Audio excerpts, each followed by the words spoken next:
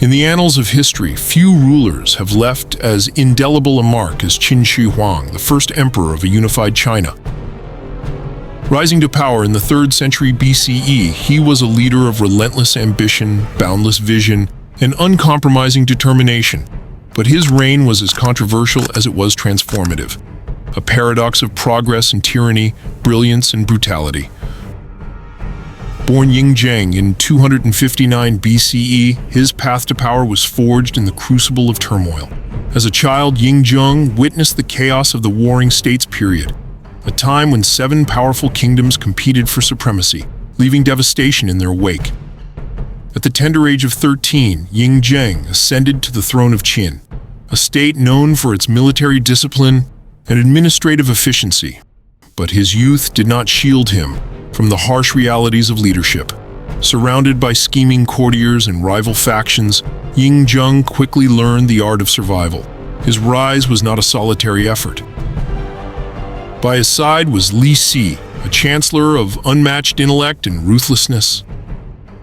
Under Li Si's guidance, Yin Zheng adopted legalism, a philosophy that prioritized strict laws, centralized authority, and the suppression of dissent.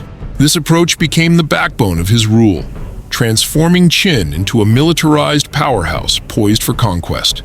Yin Zheng's ambitions extended far beyond Qin's borders. Over a decade, he launched a relentless series of military campaigns, employing innovative tactics and strategies that overwhelmed his enemies. He leveraged Qin's superior resources, iron weaponry, and disciplined armies to conquer state after state, dismantling centuries-old rivalries. By 221 BCE, Yin Zheng had achieved what many thought impossible: the unification of China under a single ruler. Declaring himself Qin Shi Huang, or First Emperor, he took a title that reflected his unparalleled authority. Unlike previous kings who ruled parts of China, Qin Shi Huang saw himself as the beginning of a new era, one in which China would be united, orderly, and enduring. He abolished the feudal system, replacing it with a centralized bureaucracy. This bold move weakened the power of the nobility and ensured that loyalty was directed toward the emperor alone. Qin Shi Huang's vision extended beyond governance.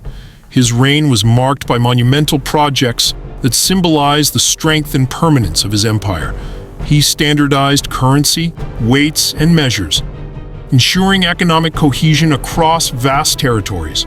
He ordered the construction of a vast network of roads and canals to facilitate trade and military movement. And most famously, he began the construction of the Great Wall, a massive defensive structure intended to protect his empire from northern invaders. Qin Shi Huang's achievements laid the groundwork for an empire that would endure in name and spirit for over 2 millennia.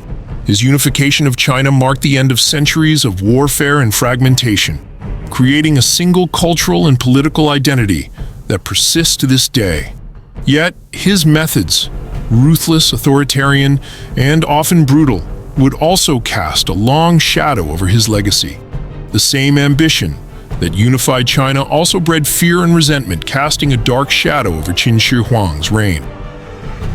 Obsessed with control, he implemented the harsh tenets of legalism, a philosophy that demanded absolute obedience to the state.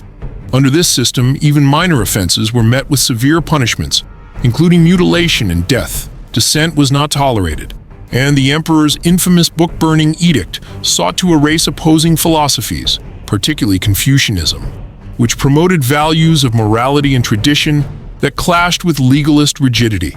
Thousands of volumes were consigned to flames, and dissenting scholars faced a grim fate. Hundreds were executed, buried alive as a warning to others. Qin Shi Huang's court became a theater of paranoia. His relentless purges targeted perceived enemies, real or imagined, as he strove to secure his grip on power. Loyal advisors could fall out of favor overnight, and whispers of treachery were enough to spark brutal reprisals. This climate of fear extended beyond the palace walls, with the empire's populace bearing the weight of his authoritarian rule. Taxes soared to fund his monumental projects, and labor conscriptions forced countless peasants into backbreaking work, often at the cost of their lives.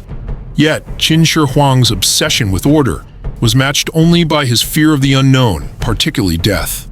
Haunted by the inevitability of his own mortality, he turned to alchemists and mystics in a desperate quest for immortality. He consumed supposed elixirs of life, many laced with mercury, believing they would grant him eternal rule. Ironically, these potions may have contributed to his death, a bitter twist in the story of an emperor who sought to defy nature itself. His fixation on immortality also manifested in preparations for the afterlife. The emperor ordered the construction of an awe-inspiring mausoleum, a city-sized complex buried beneath a hill near modern-day Xi'an. At its heart lies the Terracotta Army, an unparalleled archaeological marvel. Discovered in 1974, this massive subterranean force includes over 8,000 intricately detailed clay soldiers, each with unique features, along with horses, chariots, and weapons. The scale and precision of the army are staggering, reflecting not only the emperor's vision, but also the immense resources and labor he commanded. The Terracotta Army was intended to protect Qin Shi Huang in the afterlife, ensuring that his reign extended beyond the mortal realm. Surrounding his tomb, which remains largely unexplored, are rivers of mercury, believed to simulate the celestial rivers of the heavens. This extraordinary necropolis stands as both a testament to the emperor's ambition and a chilling reminder of the human cost of his vision.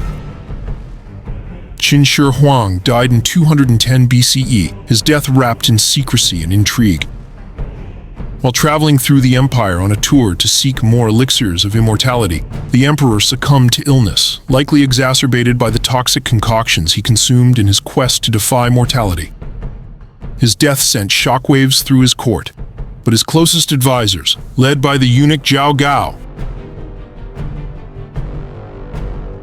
and Prime Minister Li Si, were determined to keep the news hidden. They feared that the revelation of his death would incite chaos and rebellion in an empire already simmering with unrest. To maintain the illusion that the emperor still lived, his body was placed in a carriage surrounded by carts of rotting fish, disguising the smell of decomposition.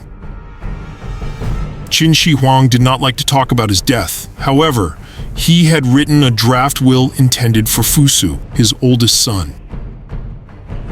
Although his eldest son Fusu was first in line to succeed him as emperor, Li Si and the chief eunuch Zhao Gao wanted a more pliable heir, Hu Hai, who was Qin Shi Huang's second son.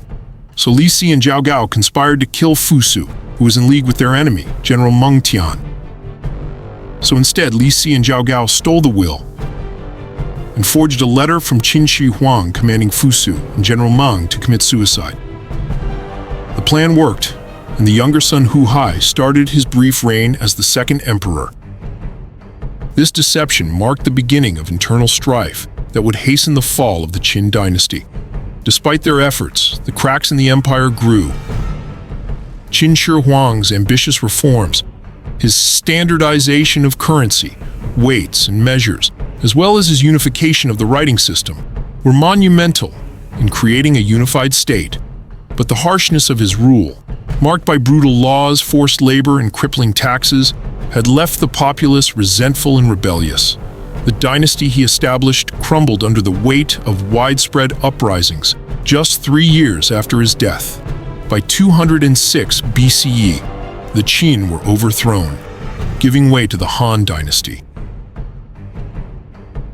Yet, the legacy of Qin Shi Huang endured far beyond the brief lifespan of his dynasty. He was a man of contradictions, a unifier who brought a fractured land together, yet a tyrant whose oppressive policies alienated his people. Thank you for watching, and if you enjoyed this video, like and subscribe to get more ancient history content.